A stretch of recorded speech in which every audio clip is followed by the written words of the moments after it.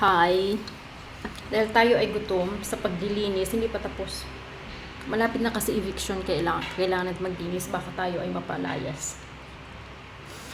Ayan, kakain tayo ng kamuti and gabi.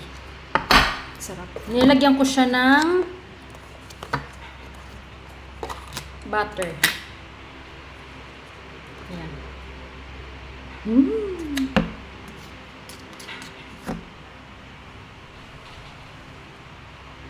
Sarap po.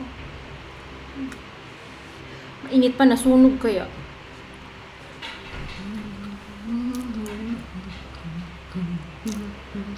Sarap. Tamis pa. Kain. Mga ka-vlogger na nga lang tawag ko sa inyo. Wala akong maisip.